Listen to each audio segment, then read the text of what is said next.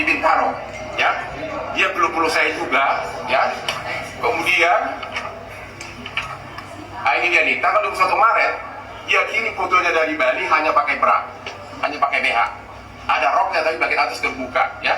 Jadi intinya kalau ada pelecehan atau chattingan yang berbau awal Februari, nggak masuk di akal itu pelecehan. Karena apa? Sekiranya pun ada, kalau mau sama mau, ya itu bukan pelecehan. Nggak mungkin ada orang yang mengaku pelecehan kalau dia kirim gambarnya begini. Sampai tanggal ulang tahunnya pun aku diundang, pakai chattingan doang. Kalau mau sama mau itu bukan pelecehan.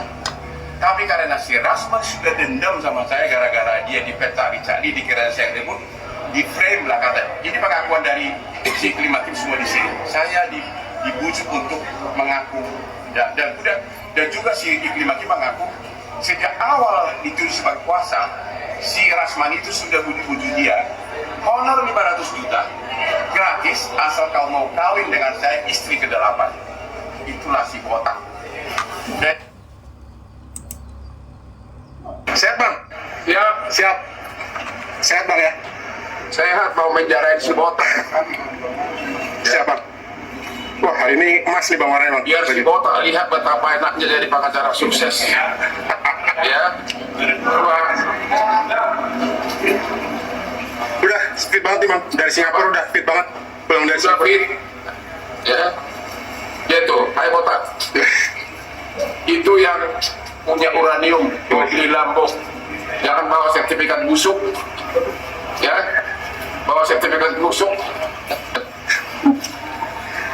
Pagi-pagi banget nih bang. Datang bang.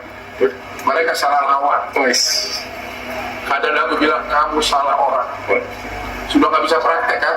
Tuh lawan Hotman. Tapi kan katanya kemarin lu akan berakhir karir. Ini apa? Hah? Tangga aja. Tangan itu tutup. Oh ya tuh. siap. Makasih bang. Lu.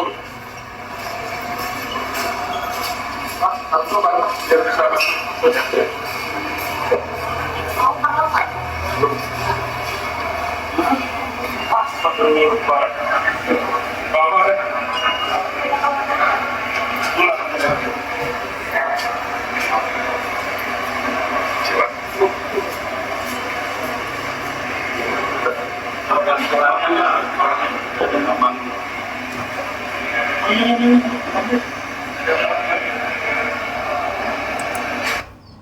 Tapi ya kelabakan, kewalahan, stres dan tidak dapat menjawab secara sempurna. Itu nggak Pak? Pertama ketika dulu pertanyaan dari para tim hukum saya itu kewalahan dia. Ditanya oleh Saudara Rahmat, jawabannya melenceng. Ditanya oleh Bung Rihan apalagi sudah tidak substantif. Ditanya Prof. Elvis juga ngambang. Masuk Ibu Foni makin ngawur. Masuk ke Dolin juga tadi dia kewalahan antara rasa sama-sama menikmati atau tidak, atau nikmat sebelah gitu.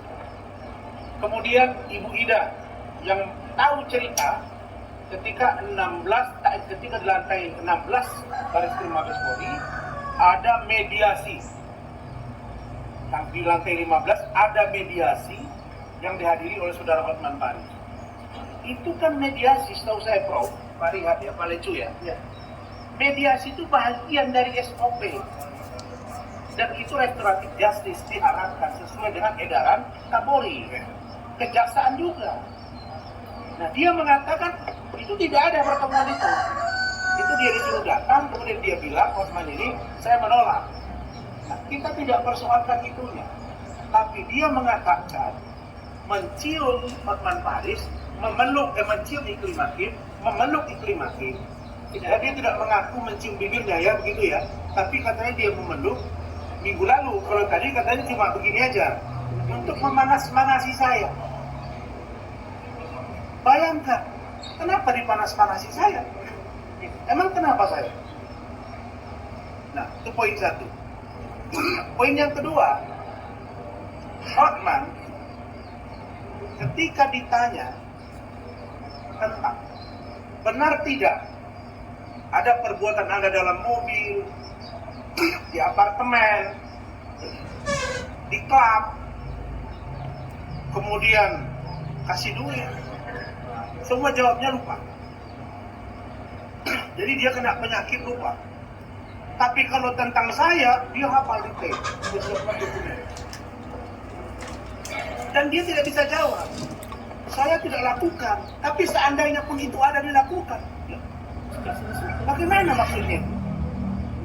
Saya tanya, kalau tidak ya tidak. Kalau lakukan ya lakukan. Ya saya begini, tapi seandainya ada pun begini. Dan saya ingatkan, Norman, ini hakim kita perempuan. Hargai.